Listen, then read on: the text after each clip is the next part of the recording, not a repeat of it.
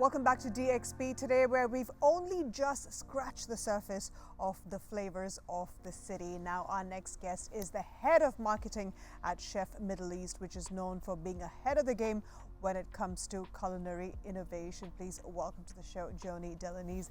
Joanie, welcome to the show. Thank you so much. Thanks for having me. Very excited because we have a foodie special show and we're all getting very hungry. But I want to ask you a little bit more about Chef Middle East. Can you tell us a little bit about what it is? Of course. So Chef Middle East is one of the region's leading food service distributor.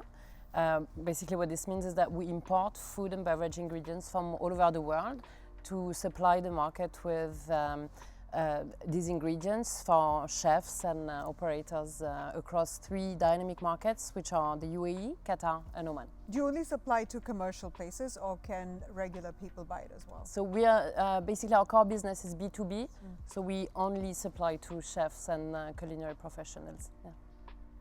What's your best-selling product for trade?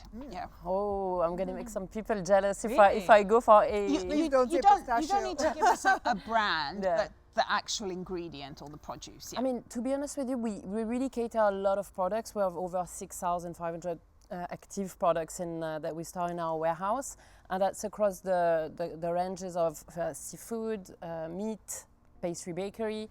Of course, we've got chocolate that's moving a lot because there's a huge active community of pastry chefs in Dubai, and that are really creating more and more delicious creations. So chocolate is one of the key seller. Protein in terms of meat, beef still remains quite a hot seller as well, I would say. But basically we do have a lot of other products that are mainly on the specialty aspect. So there would be very niche products that are not necessarily moving in terms of volume because they're quite expensive produce to source and to get for chefs. But there would be a lot of caviar and truffle as well that are being used. I mean, it wouldn't be Dubai without caviar and truffle, would it? It's so interesting because those chef trucks are so synonymous with Dubai alcohols mainly. Like I see them everywhere. 30-year history you've got in the region, but I know you've just recently had some very exciting news with a certain acquisition. So we have a lot going on for us, I have to say, and thanks for mentioning the trucks because they are really. We always say they're our biggest advertising tool because there's those big red trucks that have been circulating in Dubai for 30 years. So basically, it's our 30 years anniversary this year. 30 years in business, but 30 years of operational excellence as well. As you rightly mentioned, about a couple of years ago, we got bought up by an American company. So it's a food service distributor as well. They're based in the US and they have their activities spreading over to Canada as well. We're the first acquisition outside the continent, the American continent, in the Middle East. And for us, that means investment, that means expertise, that means a lot more input from a very big player, basically, because it's a much larger corporation there. That definitely fuels regional investment. Because at the end of the day, we just expanded our warehouse in Dubai, but we're also doing the same on the other 2 markets regionally, which obviously gives us much more means and efficiency in terms of supplying the market. And we also just opened a very exciting culinary academy that we baptized Epicure Studio. And the concept and the vision behind Epicure Studio is really to help strengthening and elevating the standards for food industry in Dubai through education. Wow. Incredible. So Joanie, we were talking earlier about the expansion of the culinary scene in Dubai, in all the different cuisines and cultures that are represented in the food industry. You must see this better than anyone, right, over the last 30 years in terms of the supply chain and the variety of which you actually supply to these restaurants. Can you tell us a little bit more about how it shifted from being beef and chicken and a few of the staples to all the kind of niche products that you now 6,500 of them. Yeah, I've got counting. But how quickly has that happened? So I won't be able to vouch for the past 30 years, I'm afraid, but I've been with Chef Middle East for 10 years now, and I think having the opportunity to reflect on the last 10 years in this business and immersed completely in the food industry, we've seen a huge evolution of Dubai's food landscape. It really started with the emerging scene, and now today being a world-class culinary destination. I think what makes Dubai's food landscape so vibrant and so exciting is really the fact that first you have a very diverse type of cuisines that are available on the market, and also the diversification of dining experiences. By that I mean, I truly believe that this city has something to offer for absolutely anyone and for any occasion. And that's truly something that is remarkable and that has grown over the years, and it's really transformed in the way we source the products, the type of products we're sourcing. I think in terms of, to look at it from a consumer standpoint, there's an increasing appetite for more authenticity in the plate, and that also translates into more visibility and more traceability about the product that goes into the plate. So really about the source of the product, but also about the quality. So people really now want quality in the plate. They go through that traceability piece on really understanding the source of the ingredient, but it's also for us, it's a big responsibility for us as a food importer to make sure that we've got that visibility to have the best and only the best in chefs' kitchens, so that they can translate that into the plate.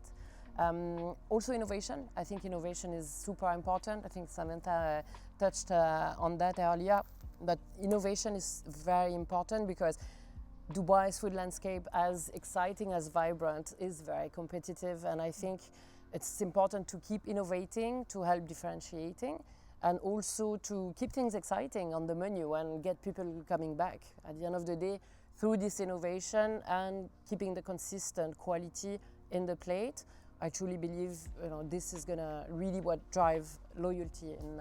Can you tell us about your partnership with Michelin? Absolutely. So since late last year, we've basically Chef Middle East has been appointed as the exclusive and official food supply partner for the Michelin Guide Doha and Dubai 2025. This is a real reflection of our commitment as Chef Middle East to culinary excellence, but it's also a way for us to align with Dubai's ambition and vision to keep its global standing in the food and beverage world. How challenging is it to ensure that the standard, the quality of the produce and ingredients is always at par with what we expect here in Dubai? Because I mean, it is something that you're importing. You're not physically plucking it out of a tree. So how do you maintain that quality? So it's basically a lot of operating standards, procedures that we have to follow.